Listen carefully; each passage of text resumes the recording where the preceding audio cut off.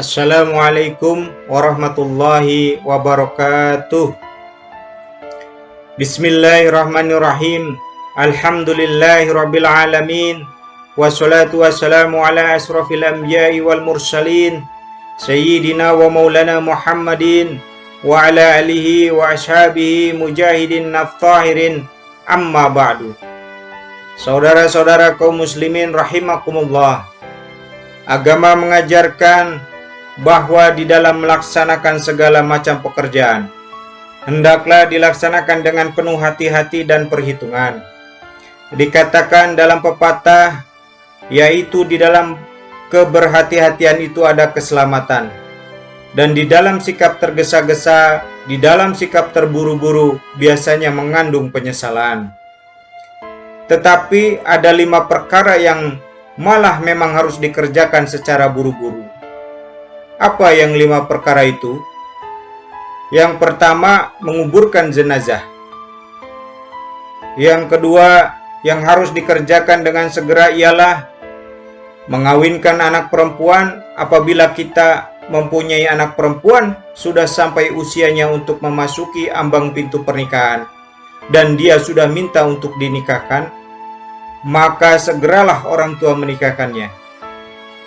Yang ketiga, yang harus dikerjakan dengan segera dan buru-buru ialah membayar hutang. Keempat, yang harus disegerakan ialah menghidangkan makanan kepada musafir yang kebetulan menjadi tamu di rumah kita.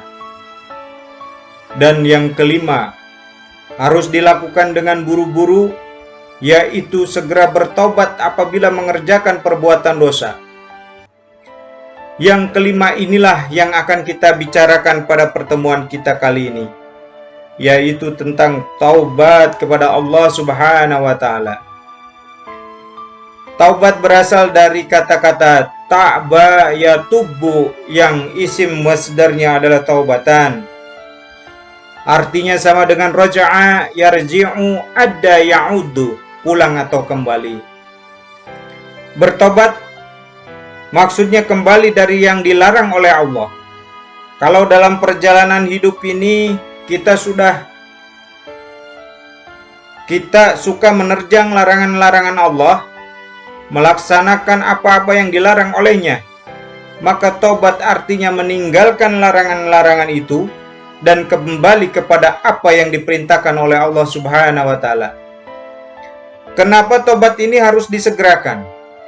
Karena makhluk bernama manusia ini sulit melepaskan diri dari dosa dan salah. Nabi bersabda, "Kullu bani adama khata'un wa khairul khata'ina tawabun." Setiap anak Adam, yakni setiap manusia, pasti mempunyai dosa dan kesalahan, dan sebaik-baik orang yang mempunyai dosa dan kesalahan ialah orang yang segera bertaubat. Dengan kata lain, orang yang baik sesungguhnya bukanlah orang yang tidak punya salah, karena tidak ada orangnya yang tidak punya salah. Tetapi orang yang baik adalah orang yang apabila melakukan kesalahan dia segera sadar, dijadikannya kesalahan itu sebagai pelajaran untuk tidak diulanginya lagi pada masa-masa yang akan datang. Inilah yang digambarkan oleh Allah Subhanahu wa Ta'ala dalam surah Al-Imran ayat 135. Wallazina iza fa'alu fahisatan, dan orang-orang yang apabila mereka terjatuh ke dalam perbuatan dosa, au zalamu anfusahum, atau berbuat zalim kepada diri mereka sendiri, zakarullaha fastaghfaru li dzunubihim, mereka segera ingat kepada Allah dan memohon ampunan terhadap dosa yang pernah mereka kerjakan. Saudara-saudara kaum muslimin rahimakumullah, sejak awalnya iblis memang sudah memproklamirkan diri terhadap Allah Subhanahu wa Ta'ala. Apa kata iblis? Ya Rabbi wa izatika la azalu ahwi bani adama madamat arwahum fi azhadihim. Ya Allah, demi kemuliaan-Mu saya bersumpah, kata iblis, Saya akan selalu memperdayakan anak-anak Adam. Saya akan selalu menggoda manusia selama ruh mereka masih ada di dalam jasad mereka. Jadi, selama ruh masih ada di dalam jasad, selama itulah iblis akan selalu berusaha menggelincirkan manusia untuk jatuh ke tempat-tempat salah dan ke tempat-tempat dosa. Tetapi kemudian Allah juga memberikan jaminan. Allah menjawab proklamasi iblis ini. Wa izati wa zalali yalma'un la azalu aghfir lahum wastaghfaru. Demi kehormatanku, demi kemuliaanku, hai mal'un, hai yang terkutuk, hai iblis, kalaupun engkau selalu memperdayakan manusia, kalaupun engkau selalu menipu dan menggoda mereka, sepanjang ruh mereka masih ada di dalam jasad, aku akan senantiasa memberikan ampunan kepada mereka, sepanjang mereka memohonkan ampunan kepadaku. Inilah jaminan dari Allah Subhanahu wa Ta'ala. Saudara-saudara kaum muslimin rahimakumullah, oleh karenanya apabila kita berbicara tentang taubat, artinya kita berbicara tentang tingkah laku kita dalam kehidupan sehari-hari. Apa yang harus kita lakukan untuk sempurnanya satu taubat? Yang pertama, menyesal terhadap dosa yang pernah kita lakukan. Kedua, yaitu berniat tidak akan mengulangi lagi perbuatan dosa tersebut. Kalau menyesal tapi masih diulangi lagi, itu belum tobat yang sebenarnya. Jadi untuk sempurnanya tobat, yang pertama menyesal terhadap dosa yang telah dilakukan. Yang kedua, berjanji tidak akan mengulanginya lagi. Kemudian yang ketiga, meninggalkan perbuatan segala yang dilarang oleh Allah Subhanahu wa Ta'ala untuk selama-lamanya. Yang keempat, menunaikan semua fardu dan kewajiban, sebab barangkali pada saat kita tenggelam dalam dosa, perintah-perintah Allah, jangankan yang sunnah, yang wajib sering kita lalaikan. Maka apabila diri telah berniat melaksanakan taubat, maka tunaikan semua kewajiban-kewajiban yang disyariatkan oleh agama kepada kita.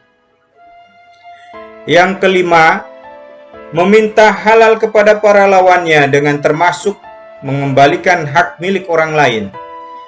Ini kalau menyangkut hukul adamiyin atau hak-hak manusia.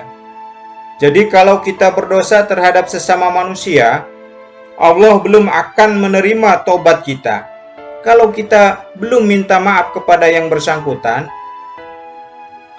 Adapun kalau kita sudah minta maaf tapi yang bersangkutan tidak mau memberi maaf, itu urusan dia kepada Allah. Urusan kita adalah meminta maaf kepada yang bersangkutan.